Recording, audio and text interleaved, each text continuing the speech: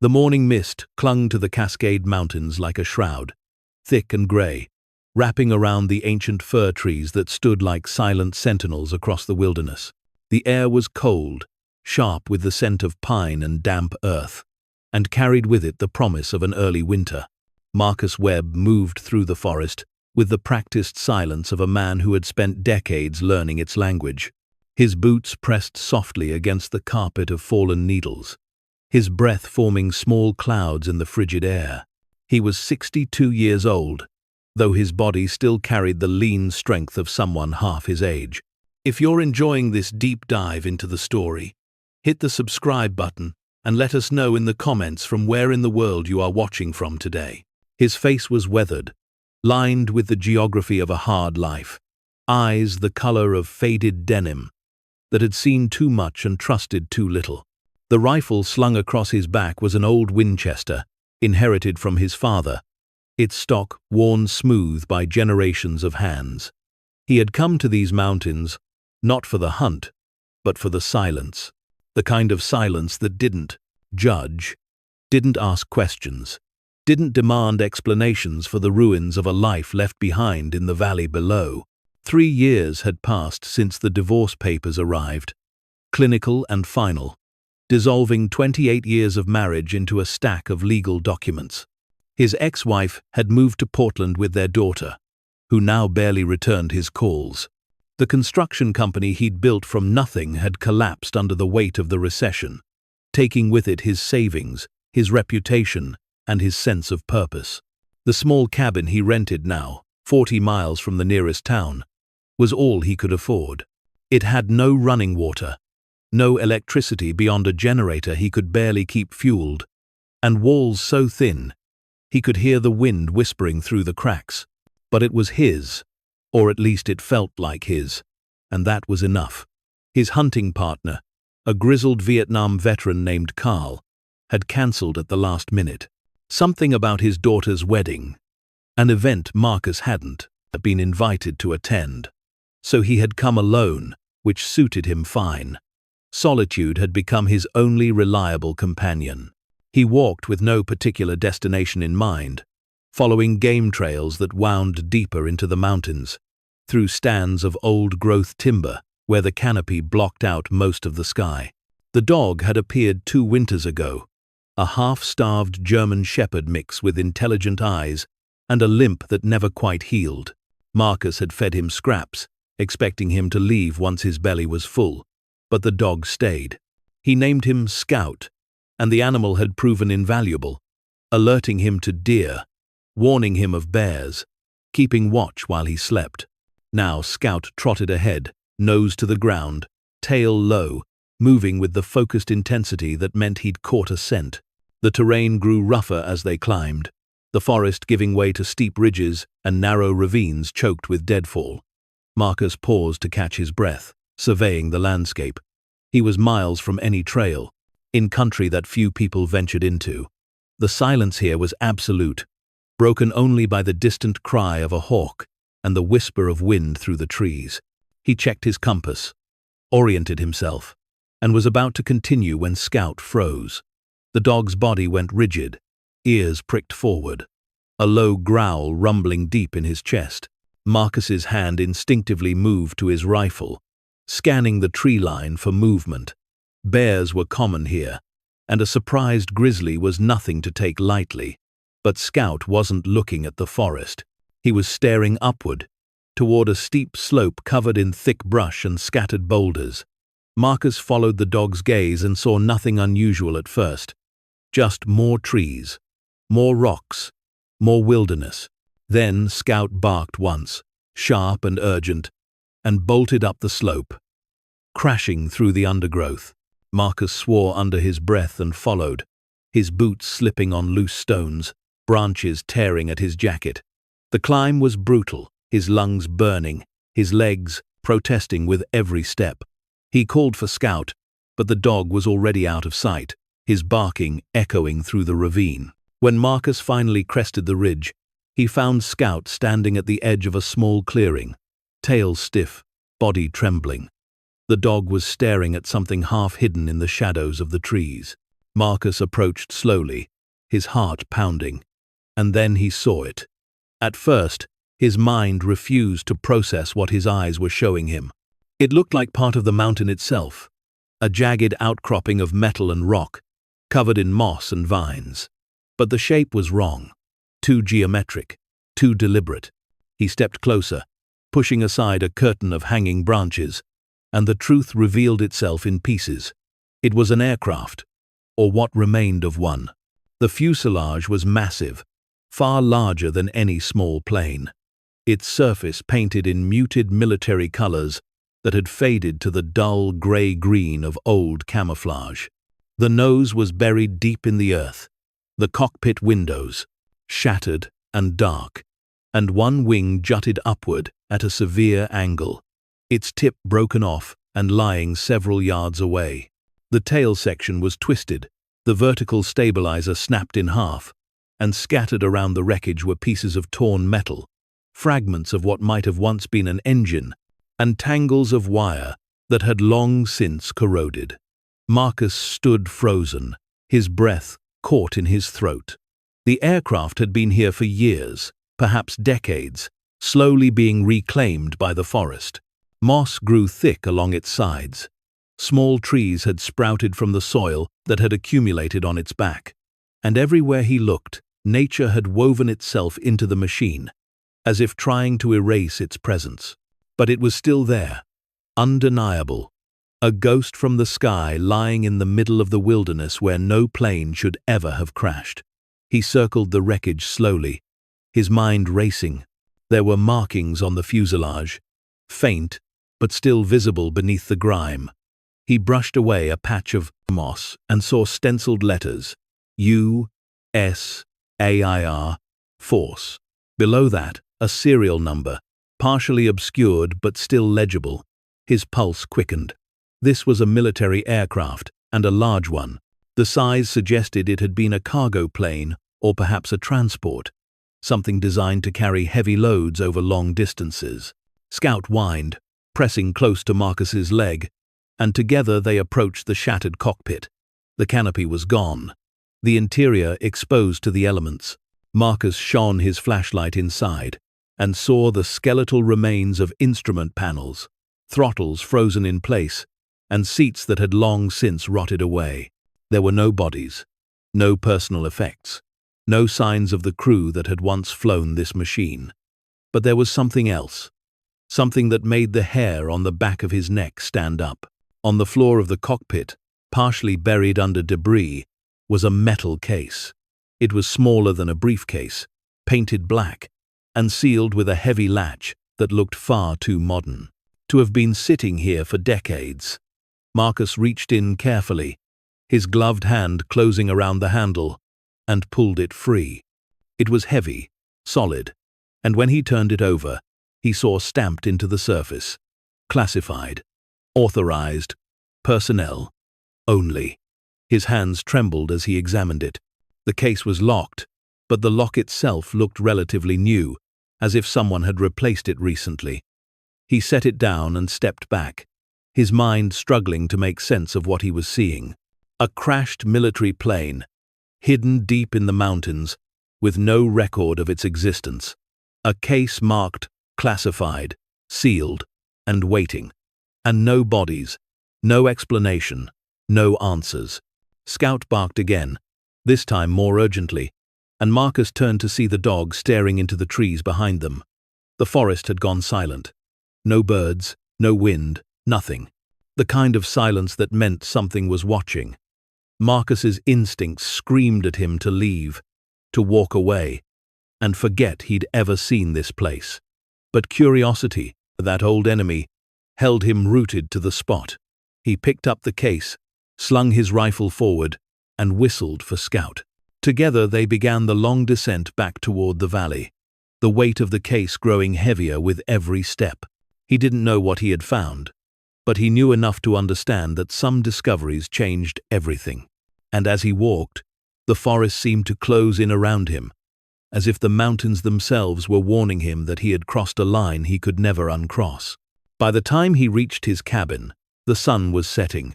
If you find this story engaging, please take a moment to subscribe and enable notifications. It helps us continue producing in-depth content like this. Painting the sky in shades of amber and blood. He set the case on his kitchen table, stared at it for a long moment, then poured himself a drink. The whiskey burned going down, but it did nothing to calm the storm of questions in his mind. He thought about calling Carl, about calling the authorities, about doing the right thing, but something held him back. An instinct honed by years of disappointment and betrayal. Whatever was in the case, whatever secrets it held, they had been hidden for a reason, and the people who hid them were not the kind who welcomed questions. He finished his drink, turned off the lights, and sat in the darkness, listening to the wind howl through the mountains. Scout lay at his feet, ears twitching, alert even in rest. Marcus didn't sleep that night. He sat by the window, watching the shadows move across the trees, and wondered what he had unleashed by bringing that case down from the mountain. The forest beyond his cabin seemed darker than usual, the silence deeper, as if the wilderness itself was holding its breath, waiting to see what he would do next. And somewhere in the distance, barely audible over the wind, he thought he heard the faint sound of rotors, a helicopter moving through the night, searching. The morning came cold and reluctant, the sun barely penetrating the thick cloud cover that had settled over the mountains during the night. Marcus woke slumped in his chair, his neck stiff, his body aching from hours of restless semi-consciousness. Scout was already awake, pacing by the door, his ears flat against his head. The dog knew something was wrong. Animals always did. Marcus stood slowly, rubbing his face with calloused hands, and looked at the black case sitting on the table where he'd left it. In the grey morning light, it seemed almost ordinary. Just another piece of military equipment, the kind you might see at a surplus store. But the weight of it, both physical and psychological, pressed down on him like a stone. He had spent the night replaying the discovery in his mind, trying to convince himself it was nothing, that he'd stumbled onto an old crash site that had simply been forgotten. But he knew better. The case was too new, the lock too modern, and the absence of any official record, any memorial, any acknowledgement of the crash, spoke louder than words. This wasn't forgotten. It was hidden. He made coffee on his propane stove, the bitter smell filling the small cabin, and sat down with the case in front of him. He had tools, a pry bar, a hacksaw, bolt cutters. He could open it if he wanted to, but something made him hesitate. Once he broke that seal, there would be no going back. Whatever was inside would become his responsibility, his burden. He thought about his daughter, about the life he'd once had, about all the times he'd done the right thing only to watch it blow up in his face. The construction business had failed because he'd refused to cut corners, refused to bribe inspectors, refused to play the game everyone else was playing. His marriage had ended because he'd been honest about his struggles, about his failures, about the fact that he couldn't provide the life his wife had expected. Honesty had cost him everything. But walking away wasn't in his nature either. He'd seen too much, lived through too much, to pretend ignorance now. He picked up the case, carried it to his workbench, and set it down under the single bare bulb that hung from the ceiling. The lock was a standard military issue, but someone had modified it, adding a secondary mechanism that looked electronic. He studied it for several minutes, then made his decision. He wouldn't force it open. Not yet. First, he needed to know what he was dealing with. The nearest town was 40 miles away, a dying logging community called Clearwater that clung to the edge of the mountains like a last memory of better times. Marcus drove his battered pickup down the winding mountain road, the case hidden under a tarp in the truck bed, Scout riding shotgun with his head out the window. The town appeared through the mist like a ghost, its main street lined with empty storefronts and buildings that hadn't seen paint in decades. He parked outside the public library, a small brick building that doubled as the historical society. Inside, the air smelled of old paper and mildew. The librarian, a woman in her 70s named Dorothy, looked up from her desk with surprise. Marcus wasn't a regular visitor. He asked if he could use one of the computers, and she pointed him toward a row of ancient terminals in the back corner. He searched for military aircraft crashes in the Cascade Mountains, filtering by decade, by location, by type of aircraft. The results were sparse. A few small planes, a helicopter that went down in bad weather, but nothing that matched what he'd found. He expanded his search, looking for classified military operations, for restricted airspace, for anything that might explain why a large transport plane would be flying through that remote area. The deeper he dug, the more questions emerged. There were references to Cold War-era programs, to secret weapons testing, to flights that had been scrubbed from official records, but nothing concrete, nothing that connected to his discovery. He printed what he could, paid Dorothy for the copies, and left. Outside, the town felt emptier than when he'd arrived, as if the information he'd uncovered had somehow drained more life from the place. He sat in his truck for a long moment, staring at the pages spread across the passenger seat, and felt the weight of realization settling over him. Whatever that plane had been carrying, it wasn't something the government wanted found, and by taking that case, he had made himself part of the story. The drive back to the cabin took longer than usual. He kept checking his mirrors, watching for vehicles that might be following, for helicopters in the sky, for any sign that he was being watched. The paranoia felt absurd, but it was also the only rational response. When he finally pulled into his driveway, the relief was immediate. His cabin sat exactly as he'd left it, isolated and untouched, surrounded by the indifferent wilderness. He brought the case inside, locked the door, and sat down to examine it more carefully. The electronic component of the lock was connected to a small keypad, barely visible unless you knew what to look for. He tried a few combinations, knowing they wouldn't work, but needing to try anyway. Nothing. He considered his options. He could take it to Carl, who had contacts from his military days, but that would mean bringing someone else into this. He could drive to the nearest FBI office, 3 hours away, and turn it over. But the thought of dealing with federal authorities, of being interrogated and disbelieved, filled him with dread. Or he could wait, see if anyone came looking for it, see what the silence told him. That night, he built a fire in his wood stove and sat with Scout at his feet, the rifle within easy reach. The darkness outside was complete, the kind of darkness that existed only in places far from civilization.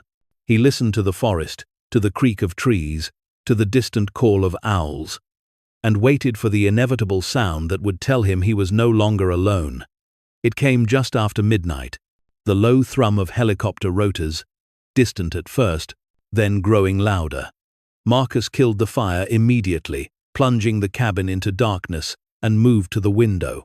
Through the trees, he could see lights, bright and searching, sweeping across the mountainside. The helicopter was flying low, methodically covering ground, moving in a pattern that suggested they were searching for something specific. He watched as it passed overhead, close enough that he could feel the vibration through the walls of the cabin. Scout growled softly, but Marcus placed a hand on the dog's head, silencing him. The helicopter circled twice, its searchlights probing the forest, then moved on, disappearing over the ridge to the east. Marcus waited another hour before moving, his heart pounding, his mind racing. They were looking, maybe not for him specifically, but for something, and that something was sitting on his kitchen table. By morning, he had made his decision. He couldn't keep the case here. It was too dangerous, too exposed. He needed to hide it, somewhere no one would think to look, somewhere he could retrieve it if needed. He thought of the crash site, of the wreckage still lying undisturbed in the mountains, but that was too obvious. If they were searching, they would find it eventually. He needed somewhere closer, somewhere under his control. The old mine shaft was 1/2 mile from his cabin, hidden in a ravine that was nearly impossible to reach except on foot. It had been abandoned for over a century. The entrance partially collapsed, but still accessible if you knew where to look. Marcus had explored it once, out of curiosity, and found it to be a maze of narrow tunnels that went deep into the mountain. It was perfect. He packed the case in a waterproof bag, along with some supplies, and set out with Scout just after dawn. The hike was difficult, the terrain steep and treacherous, but Marcus moved with purpose. When he reached the mine entrance, he paused to catch his breath, then descended into the darkness with only his flashlight to guide him. The air inside was cold and damp, smelling of mineral and decay. He went deep, far beyond where he'd explored before, until he found a small chamber with a natural shelf carved into the rock. He placed the case there, covered it with loose stones, and marked the spot in his memory. When he emerged back into daylight, he felt lighter, as if he'd transferred the burden to the mountain itself. But the relief was short-lived. As he made his way back toward the cabin, Scout suddenly stopped, his body going rigid. Marcus froze, listening. Then, he heard it. Voices, men talking in low tones, somewhere ahead on the trail. He dropped into a crouch, signaling Scout to stay quiet, and moved silently through the underbrush toward the sound. Through the trees, he saw them. 3 men, dressed in tactical gear, carrying rifles, moving with the disciplined precision of trained operators. They weren't hunters. They weren't park rangers. They were military, or something, close to it, and they were searching the area around his cabin. Marcus watched as they circled the building, checked the windows, tried the door. One of them spoke into a radio, his words too quiet to hear, but his body language spoke volumes. They were looking for something, and they weren't going to stop until they found it. Marcus stayed hidden until they moved on, disappearing back into the forest. Only then did he approach his cabin, moving cautiously, checking for signs of forced entry. The door was still locked, but there were fresh boot prints in the mud outside, and scratches around the window frame where someone had tried to pry it open. They had been here. They had tried to get inside, and they would be back. He went inside, grabbed his rifle, and began packing. Everything he needed: food, water, ammunition, clothing. He couldn't stay here. Not anymore. The cabin was compromised, and so was he. As he loaded his truck, his mind worked through the possibilities. He could run, disappear into the wilderness, live off the land the way he'd done during the worst months after the divorce. But that was a temporary solution, and he knew it. Eventually, they would find him. Or he could fight, take the case to the media, to a lawyer, to someone who could use it to expose whatever secret was being protected. But that required trust, and trust was a luxury he couldn't afford. The third option was the hardest, but also the most honest. He could find out what was in the case, not to use it, not to profit from it, but simply to know, to understand why men with guns were hunting him, why a plane had been buried in the mountains, why so much effort had been spent keeping a secret that should have died decades ago. Knowledge, he had learned, was the only real currency. Everything else, money, power, reputation, could be taken away. But what you knew, what you understood, that stayed with you until the end. He finished packing, whistled for Scout, and climbed into his truck. As he drove away from the cabin, he glanced in the rearview mirror one last time. The building looked small and fragile against the vastness of the mountains, a temporary shelter in a hostile world. He didn't know if he would ever see it again. But that uncertainty, that sense of being unmoored from everything familiar, was oddly freeing. For the first time in years, he had a purpose. And purpose, he was learning, was the only antidote to despair. The road wound down through the mountains, each turn taking him farther from the life he'd known and closer to something he couldn't yet name. Scout sat beside him, alert and watchful, and Marcus drove with one hand on the wheel and the other resting on his rifle. The sky above was grey and heavy with the promise of rain, and somewhere behind him, he knew, men were following. The hunt had begun. and he was no longer sure whether he was the hunter or the prey. The highway stretched ahead like a ribbon of faded asphalt, cutting through the endless forest that carpeted the lower elevations of the Cascades. Marcus drove in silence, his eyes flicking between the road and the rearview mirror, watching for the telltale signs of pursuit. The truck's engine rattled and wheezed, protesting the weight of his hastily packed supplies and the relentless climb and descent through mountain passes.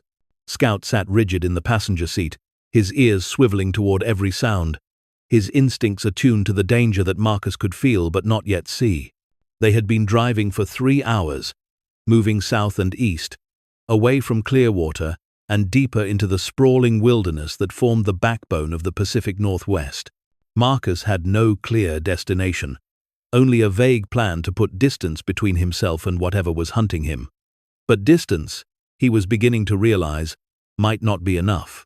The men he'd seen weren't amateurs. They had resources, organization, and most importantly, they had the authority to make people disappear without questions being asked. He pulled off the highway onto a gravel logging road, following it for several miles until he reached a clearing surrounded by old-growth timber.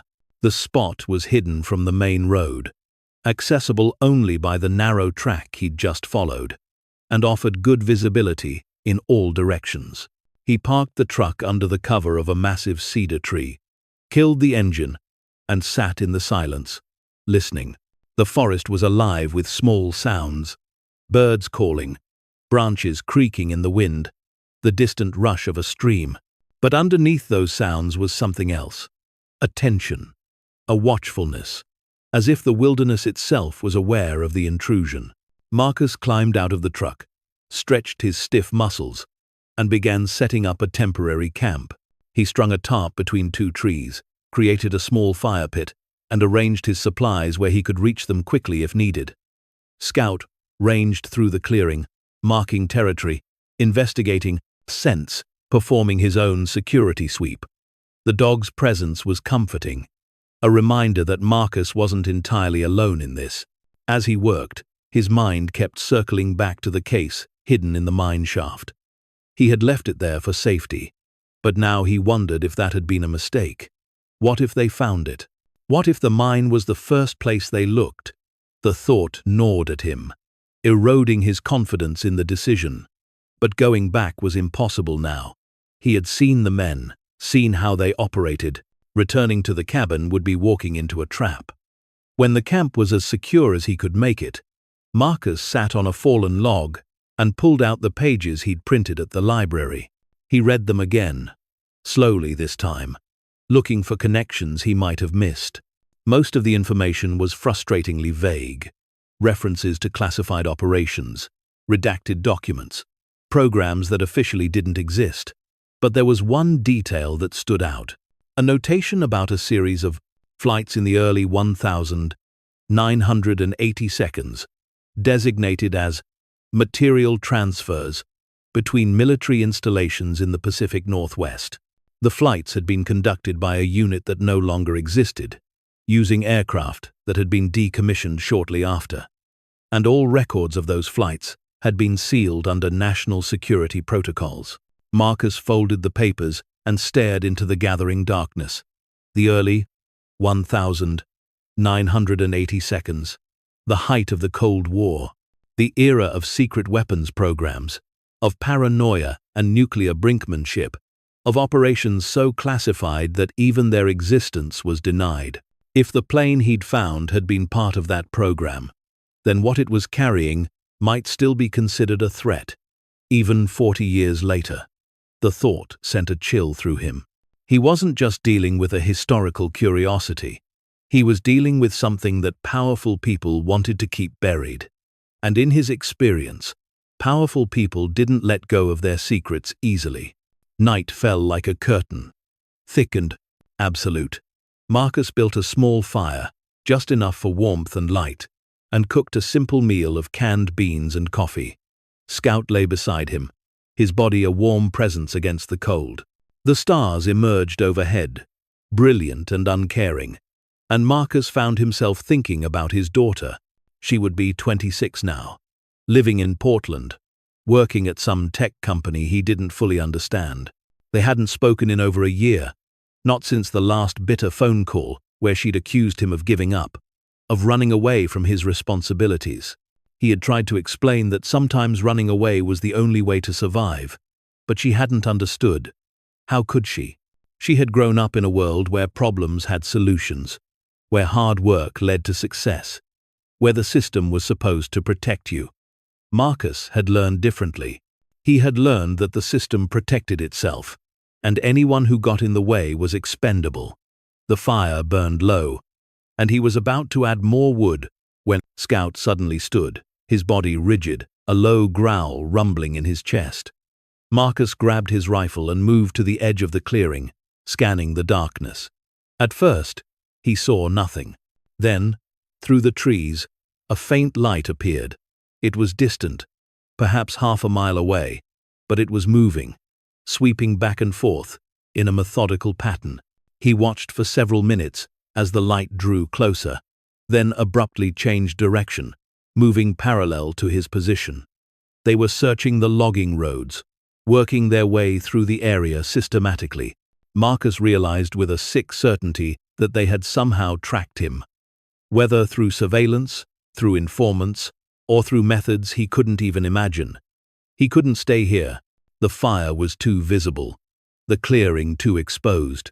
He kicked dirt over the flames, plunging the camp into darkness, and began breaking down his setup as quickly and quietly as possible.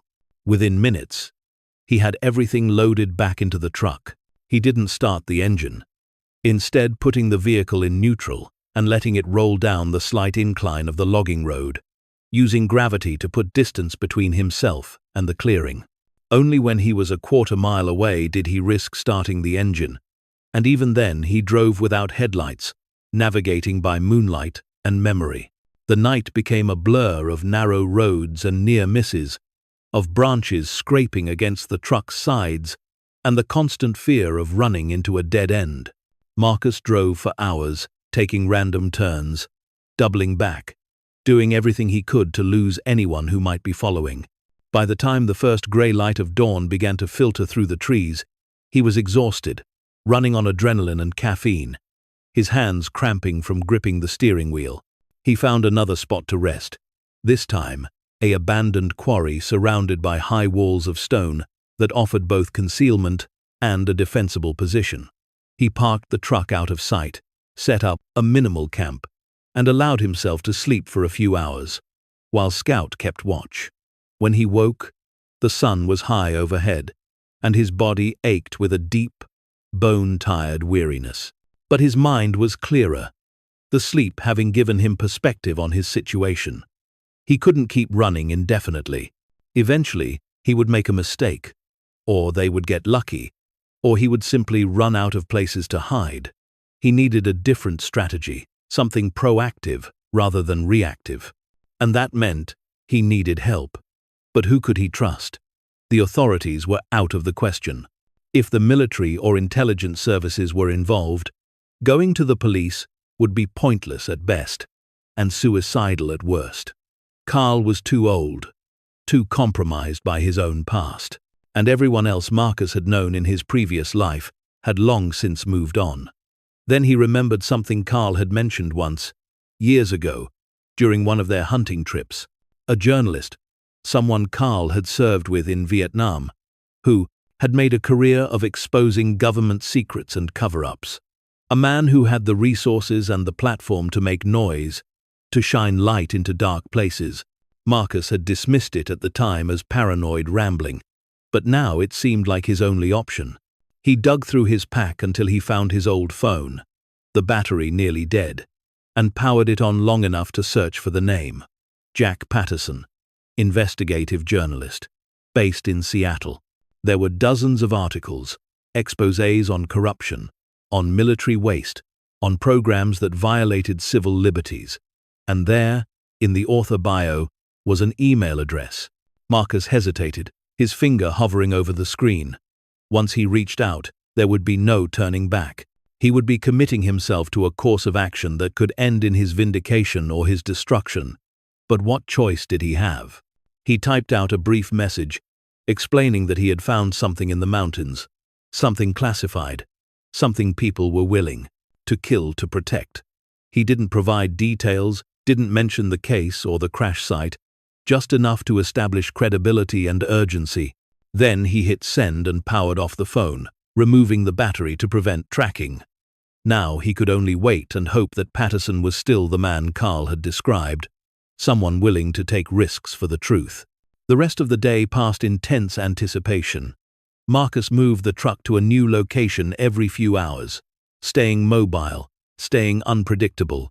He rationed his supplies carefully, knowing he might need to stretch them for days or even weeks. And he thought constantly about the case, about what it might contain, about whether he had done the right thing by hiding it away. As night fell again, he found himself at another crossroads, a junction where 3 logging roads met in a small clearing. He parked the truck and walked to the center of the intersection, looking up at the stars. The sky was clear, the Milky Way a river of light overhead, and for a moment he felt the full weight of his insignificance. He was one man, with no money, no connections, no power, up against forces that could erase him with a word. What chance did he have?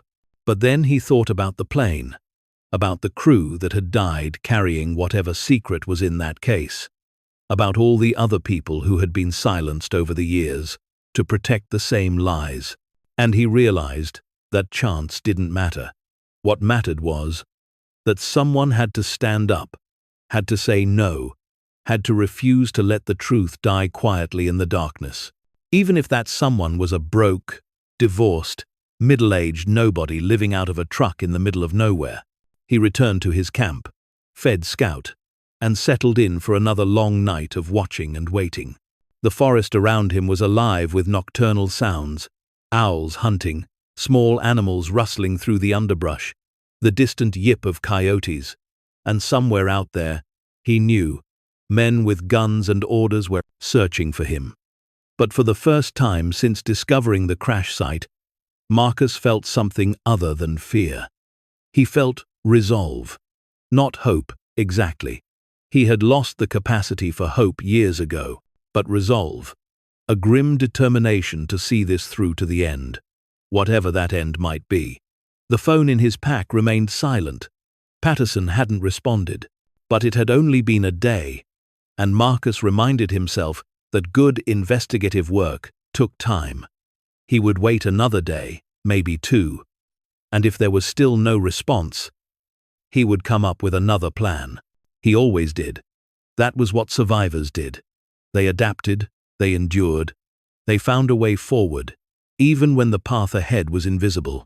As he drifted toward sleep, his rifle within arm's reach and Scout lying across his feet, Marcus thought about the case one more time. He pictured it sitting in the darkness of the mine shaft, waiting, patient, holding secrets that might change everything, or might mean nothing at all. And he realized that, in a strange way, the case had given him something he thought he had lost forever. It had given him a reason to keep moving forward, a purpose beyond mere survival. Whatever happened next, whether he lived or died, whether the truth came out or stayed buried, he would face it as a man who had chosen his path rather than had it chosen for him. And in a world that had taken everything else from him, that small measure of agency was enough. The third day began with rain, a cold, steady drizzle that turned the forest into a cathedral of grey light and muffled sound. Marcus woke stiff and cold, his sleeping bag damp despite the tarp he'd strung overhead. Scout was already awake, sitting at the edge of the camp, watching the tree line with the patient alertness of a sentry. The dog's fur was slick with rain, his breath forming small clouds in the frigid air, but he showed no signs of discomfort. Marcus envied that resilience, that ability to simply exist in the moment without the weight of past regrets or future fears. He started a small fire using dry wood he'd stored in the truck, the smoke dissipating quickly in the rain. While water boiled for coffee, he checked his phone, powering it on just long enough to see if there had been any response from Patterson. Nothing. The screen showed no new messages, no missed calls, just the same empty inbox he'd seen the night before. He powered it off again, trying to ignore the hollow feeling in his chest. He had pinned his hopes on that one connection, and now it seemed like another dead end. But Marcus had lived long enough to know that hope was a luxury, not a necessity. You didn't need hope to survive.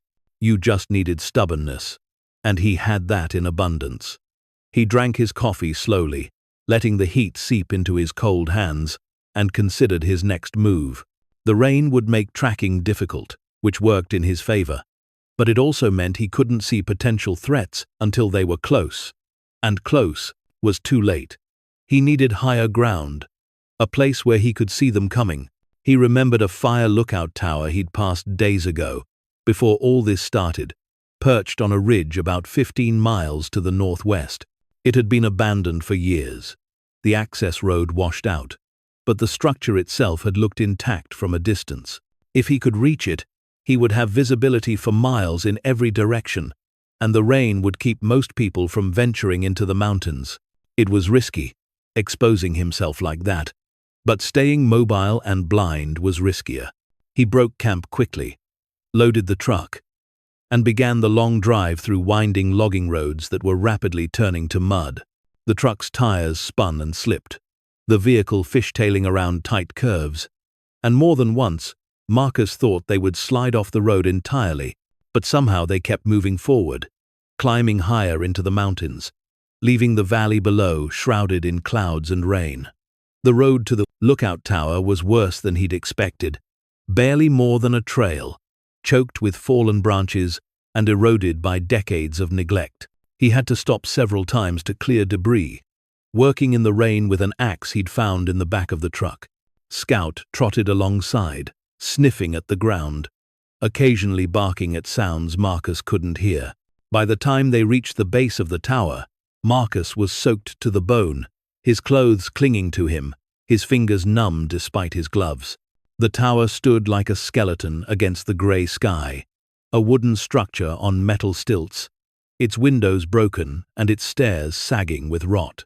But it was still standing, still climbable, and from the top, Marcus could see the vast expanse of forest, stretching in every direction, interrupted only by the occasional ridge or the silver thread of a distant river. He climbed carefully, testing each step before putting his weight on it, the wood creaking ominously beneath him. Scout whined at the base of the tower, unwilling or unable to follow, and Marcus whistled for him to stay. The cab at the top was small, barely 10 feet square, with windows on all sides, and a floor littered with broken glass and bird droppings. There was an old table bolted to the floor, a rusted propane stove, and the remains of a cot frame. Marcus swept the worst of the debris aside, set up his supplies, and positioned himself where he could watch the roads below.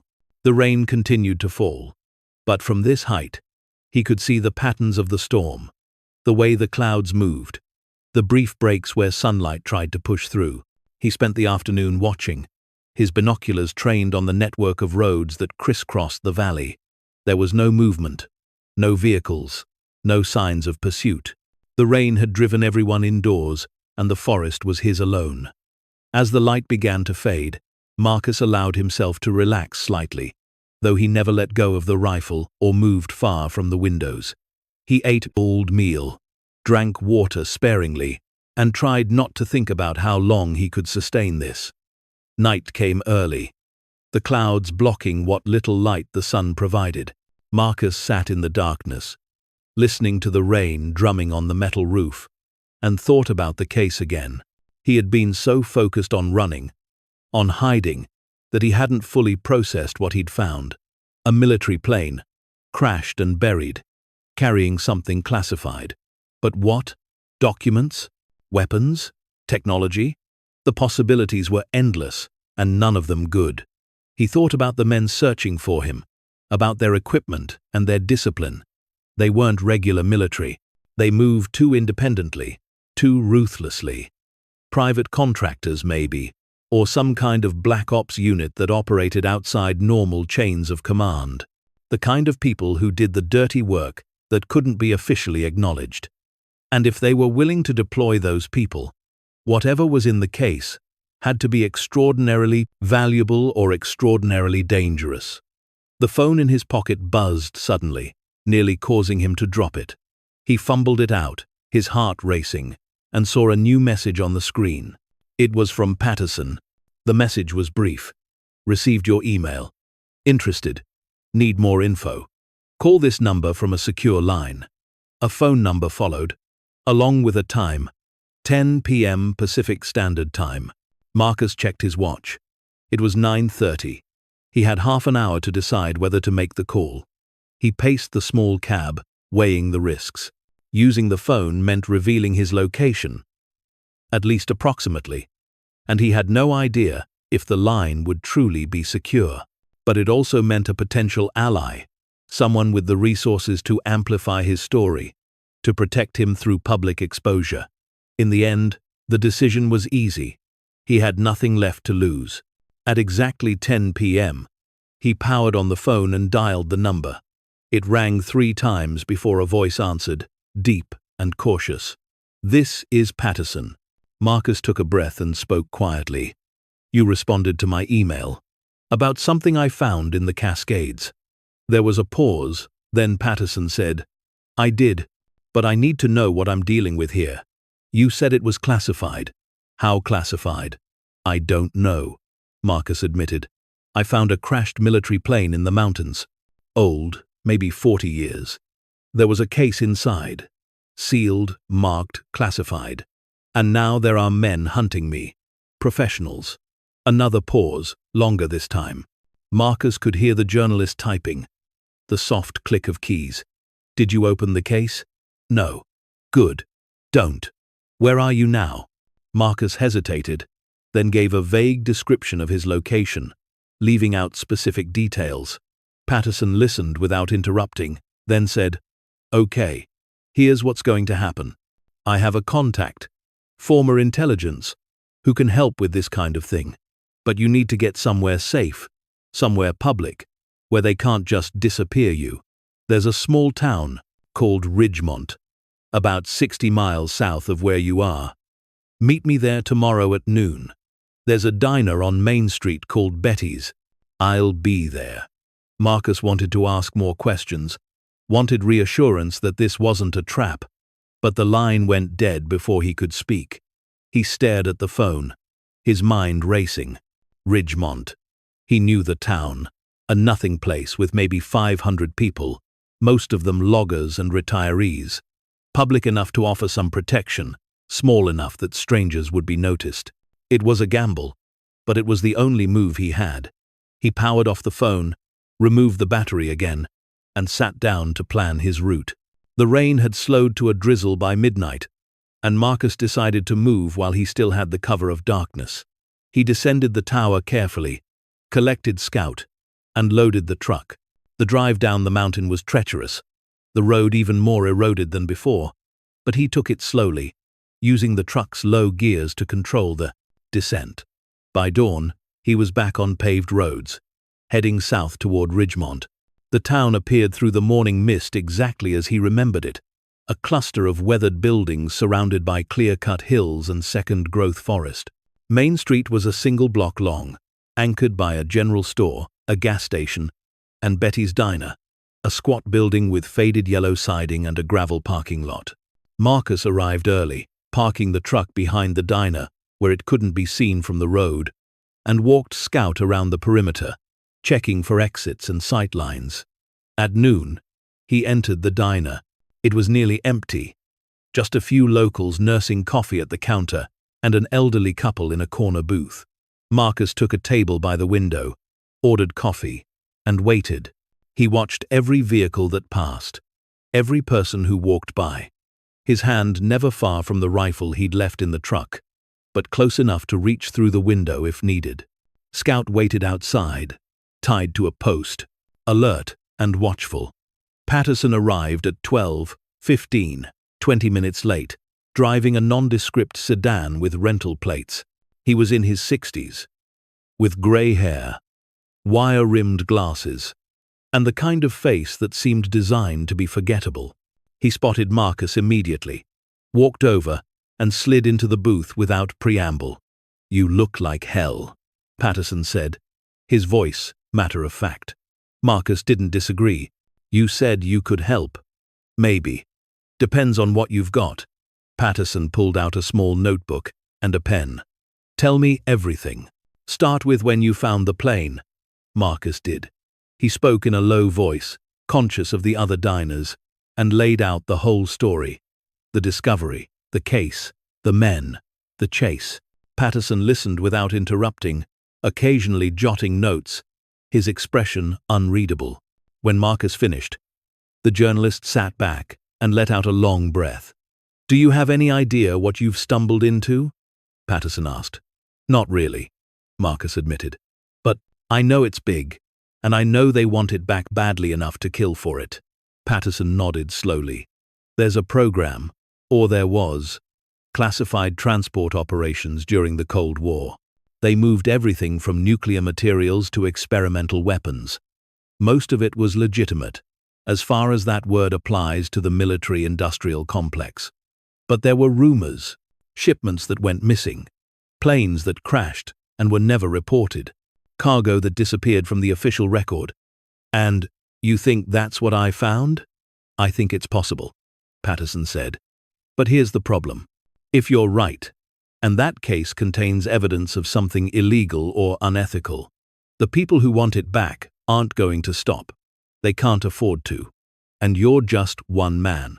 You don't have the resources or the protection to fight them." Marcus felt a cold weight settle in his stomach. "So, what do I do?" Patterson leaned forward, his voice dropping even lower. "You go public. You tell your story. You show the evidence. And you make enough noise that they can't touch you without creating a bigger scandal. That's your only protection. Exposure." "And how do I do that?" Marcus asked. "You let me help you," Patterson said. "I have contacts, media outlets, lawyers, people who specialize in protecting whistleblowers. But first, I need to see what's in that case. I need to know if it's worth the risk." Marcus stared at him, trying to gauge whether he could trust this man. Patterson met his gaze steadily, and Marcus saw something there that gave him hope. Not idealism exactly. Patterson was too old for that.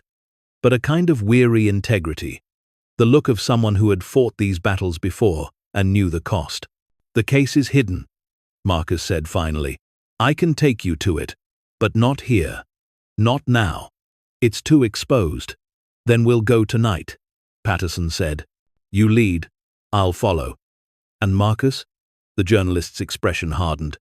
"If this turns out to be nothing, if you've wasted my time, I'm gone. I don't have patience for wild goose chases. But if it's real, if it's what I think it might be, then I'll do everything in my power to make sure it sees the light of day." Marcus nodded, feeling something shift inside him. For the first time in days, he wasn't entirely alone. They left the diner separately, Marcus first, then Patterson 10 minutes later. Marcus drove north, back toward the mountains, checking his mirrors constantly for signs of pursuit. Patterson's sedan stayed a quarter-mile behind, close enough to follow, but far enough to maintain plausible deniability if they were stopped. The drive took hours, winding through back roads and forest tracks, retracing the route Marcus had taken days before. By the time they reached the mine shaft, the sun was setting, painting the sky in shades of orange and purple. Marcus parked the truck in a hidden grove and led Patterson on foot to the ravine where the mine entrance waited. They descended in silence, their flashlights cutting narrow beams through the darkness, and Marcus navigated from memory to the chamber where he'd hidden the case. It was still there, exactly as he'd left it, covered in stones and dust. He pulled it free and handed it to Patterson, who examined it carefully under the flashlight's beam. The journalist ran his fingers over the lock, studied the markings, and finally looked up at Marcus with an expression that was equal parts excitement and dread. "This is it," Patterson said quietly. "This is what they've been trying to hide." Marcus felt a chill run through him. "What do we do now?" Patterson smiled grimly. Now, we open it. And then, we run like hell. The lock proved more stubborn than either of them had anticipated. Patterson produced a small toolkit from his jacket, the kind of compact set that suggested years of fieldwork in places where asking for help wasn't an option. He worked methodically, probing the mechanism with thin metal picks, while Marcus held the flashlight steady, casting nervous glances toward the mine entrance. The darkness beyond felt alive, pressing against them, and every small sound echoed through the tunnels like a warning. "These military locks are designed to withstand tampering," Patterson muttered, sweat beading on his forehead despite the cold. But whoever modified this one added commercial components, probably thought it would make it harder to trace. His hands moved with practiced precision, feeling for the subtle give of tumblers aligning. There, got the first one. The process took 20 minutes that felt like hours. Marcus's legs began to cramp from crouching, and his ears strained for any sound that might indicate they were no longer alone. Scout, who had remained at the mine entrance, suddenly gave a low whine that carried down through the tunnels. Marcus stiffened, his hand moving instinctively to his rifle. "Someone's coming," he whispered. Patterson didn't stop working. "How long do we have?" Marcus listened, trying to gauge the distance of whatever Scout had sensed. 5 minutes. Maybe less. The journalist's jaw tightened, but his hands remained steady. "Then we don't have time to be careful." He abandoned the picks and pulled out a small pry bar, inserting it into the gap between the case's body and the lock mechanism. "This is going to make noise." "Do it," Marcus said. Patterson threw his weight against the bar. The metal shrieked in protest, the sound amplifying through the mine shaft like a siren. Once, twice, and on the third attempt, something inside the lock gave way with a sharp crack. The case's lid popped open slightly, releasing a faint smell of preserved documents and old electronics. Patterson quickly closed it again, securing it under his arm. "Go. Now." They moved through the mine at a controlled run, their flashlights bouncing wildly off the rough stone walls. Marcus led, navigating by memory and instinct, taking turns he hoped would bring them to one of the secondary exits he'd glimpsed during his earlier exploration. Behind them, new sounds echoed through the tunnels. Voices, the scrape of boots on stone, the unmistakable metallic click of weapons being readied. "They're in the mine," Marcus said, his voice tight. Patterson glanced back, his face grim in the flashlight's glow. "Can we lose them in here?" "Maybe. But if they have thermal imaging or night vision." "They do," Patterson confirmed. "These people always do." They reached a fork in the tunnel. Marcus chose the left path, smaller and more cramped, hoping it would be harder for armed men to navigate quickly. The ceiling lowered until they were forced to crouch, then crawl. Behind them, the voices grew fainter, but Marcus knew that could be deceptive. The mine's acoustics made distance impossible to judge. After what felt like an eternity of crawling through narrow passages, they emerged into a small chamber, with a vertical shaft leading upward. Moonlight filtered down from above, a pale circle of hope 40 feet overhead. Marcus could see the rusted remnants of an old ladder bolted to the rock face, but several rungs were missing, and what remained looked corroded enough to collapse under weight. "There's no other way," he said. "That shaft's a death trap." "It's also our only option," Patterson replied, already securing the case to his belt with a carabiner. "You first. I'll cover our approach." Marcus didn't argue. He slung his rifle across his back and began climbing, testing each rung before putting his full weight on it. The metal groaned ominously, rust flaking away beneath his hands. Halfway up, one rung gave way completely, and he found himself dangling by one hand, his feet scrabbling for purchase against the smooth rock. His shoulder screamed in protest, old injuries from his construction days flaring to life. Below him, Patterson aimed his flashlight up, providing enough illumination for Marcus to find the next secure handhold. "Move. They're coming." Marcus could hear them now, voices much closer, and the distinctive sound of equipment being dragged through the narrow passage they'd just traversed. He pulled himself up with a grunt of effort, found solid footing, and continued climbing. His hands were slick with sweat and blood from cuts he hadn't noticed receiving. The rim of the shaft seemed impossibly far away. Then, with a final desperate lunge, his hand closed around solid ground. He hauled himself over the edge and immediately turned to help Patterson, who was already climbing with surprising agility for a man his age. The journalist moved fast, the case banging against the rock face with each movement. Below, the first flashlight beams swept into the chamber they'd just left. A shout echoed up the shaft. They had been spotted.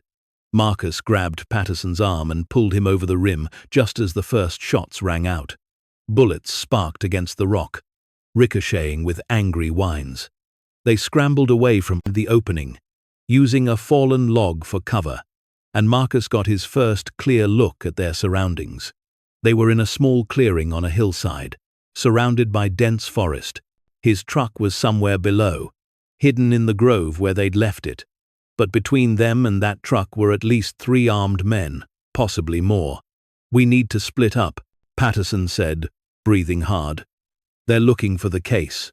I'll draw them off. You get to safety and—" "No," Marcus interrupted. "We stay together. I've been running alone for days. It doesn't work." Patterson studied him for a moment, then nodded. "All right, but we need leverage. We need to open this case now, document what's inside, and get it to people who can protect us." They moved through the forest in a low crouch, using the terrain for cover. Scout appeared from the shadows, having circled around to find them, and took point again, his senses far sharper than theirs. The dog led them down a steep ravine, across a narrow stream, and up the opposite side to a rocky outcropping that offered both concealment and visibility. There, with the sounds of pursuit growing closer, Patterson finally opened the case fully. Inside were documents, hundreds of pages, some typed, some handwritten, all marked with various levels of classification. But what caught Marcus's attention immediately was a series of photographs clipped to the top folder. They showed the interior of an aircraft, the same one he'd found, but in these images, it was intact, functional, and loaded with cargo. Metal cylinders, each stenciled with warning symbols he recognized from his construction days. Hazardous materials. Radioactive. "Jesus Christ," Patterson whispered, his flashlight illuminating the photos one by one. "Do you know what this is?" Marcus shook his head, unable to speak. Patterson's hands trembled slightly as he pulled out more documents, scanning them quickly. This plane was carrying nuclear waste, not weapons. Waste. From experimental programs that were too toxic, too politically dangerous to dispose of through official channels. They were flying it out to a dumping ground somewhere in the Pacific. "And it crashed," Marcus said, the implications slowly sinking in. "It crashed, and they just buried it? Left it here?" "They had no choice," Patterson explained, his voice urgent and low. "If word got out that they'd lost a plane load of radioactive material in the mountains, the public outcry would have been catastrophic.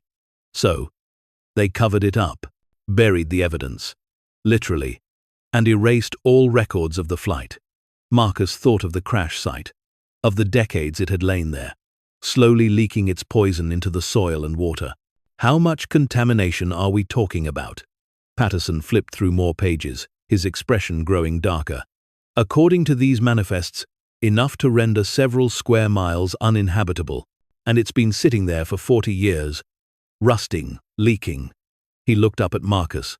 "There could be thousands of people downstream from that site, drinking contaminated water, breathing contaminated air, and they have no idea." The sound of breaking branches brought them back to immediate danger. Their pursuers were close now, moving with the coordinated precision of a well-trained team. Marcus could see flashlight beams cutting through the trees below, at least 4 of them, sweeping in an organized search pattern. "We need to move," he said.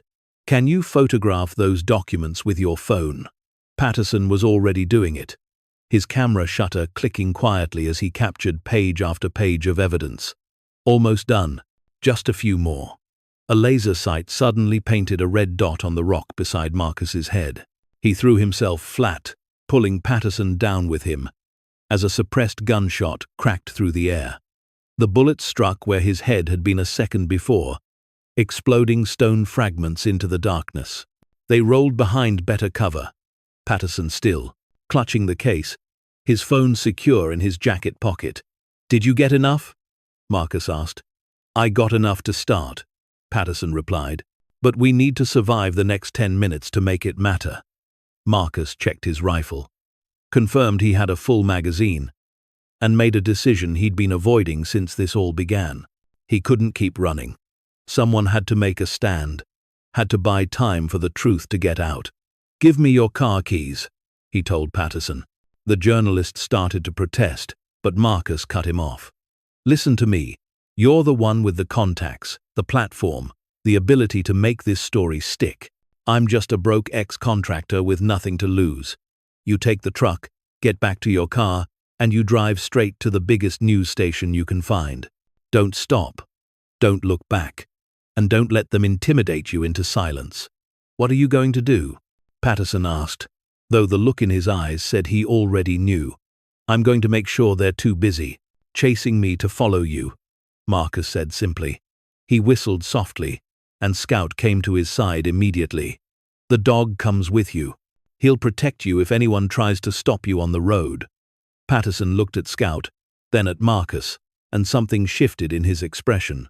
Respect, maybe, or recognition of a sacrifice being made. "I'll make sure this matters," Patterson said quietly, pressing his car keys into Marcus's hand, along with a business card. "When you get clear, call this number. It's a lawyer I trust. She'll know what to do." They shook hands. Two men who had been strangers hours before, now bound by a secret that could topple institutions. Then Patterson disappeared into the forest, moving quickly downhill toward where the truck waited, Scout padding silently beside him. Marcus waited until he could no longer hear their footsteps, then stood up from behind the rocks and fired 3 shots into the air. The sound echoed across the hillside like thunder, announcing his position to everyone within miles. The response was immediate. Flashlight beams converged on his location, and voices called out coordinates to each other. Marcus smiled grimly. He had their attention now. He moved laterally across the hillside, firing occasionally to keep them focused on him, leading them away from Patterson's escape route. The forest became a maze of shadows and danger. Every tree a potential ambush point. Every sound a possible threat. But Marcus had grown up in these mountains, had hunted them for decades, and he knew paths and hiding spots that weren't on any map. For the next hour, he played a deadly game of cat and mouse with his pursuers. He led them through dense thickets that slowed their tactical gear, across streams that masked his scent, over rocky terrain that left no footprints. Several times they almost had him cornered, but each time he found a way through, a gap in their perimeter, a moment of confusion he could exploit. He was tired, bleeding from a dozen small cuts, his ammunition running low. But he was also, for the first time in years, fully alive. Every sense was heightened, every decision mattered, and the purpose that had been missing from his life burned bright and clear. He was fighting for something bigger than himself. Finally, as the first grey light of dawn began to filter through the trees, Marcus reached the highway. He could see Patterson's rental car still parked on the shoulder, which meant the journalist had made it to the truck and was hopefully miles away by now. Behind him, the sounds of pursuit had faded. His hunters had either lost his trail or been called back, possibly receiving word that their real target had escaped. Marcus stood on the side of the road, exhausted and alone, and watched the sun rise over the mountains. In his pocket was Patterson's business card. In the forest behind him were men who wanted him dead, and somewhere out there, driving towards civilization with a case full of evidence, was the only chance for justice this story would ever get. He thought about calling the number Patterson had given him, about trying to save himself. But he had lived long enough to know how these things usually ended. The powerful protected their secrets, and whistleblowers rarely survived intact. So instead, Marcus started walking. Not toward town, not toward safety, but back into the mountains. Back toward the crash site, where this had all begun. If they wanted to silence him, they would have to work for it. And if he was going to go down, he would make sure he took as many of their secrets with him as possible. The forest swallowed him once more. And Marcus Webb, who had lost everything years ago, only to find purpose in the most unlikely of places, disappeared into the wilderness he had always called home. Behind him, the sun continued to rise, indifferent to the small human dramas playing out in its light. And in Seattle, Jack Patterson walked into a television station with a case full of evidence and a story that would shake the foundations of government trust. But that, as they say, was another chapter, one that Marcus wouldn't live to see, but one he had made possible through his courage and his sacrifice. Sometimes, the vindication comes not in the life saved, but in the truth told. And sometimes, that has to be enough. Thank you so much for watching until the end. If you loved this story, check out the other videos on your screen now. I think you'll really enjoy them. And don't forget to subscribe if you haven't already. See you in the next story.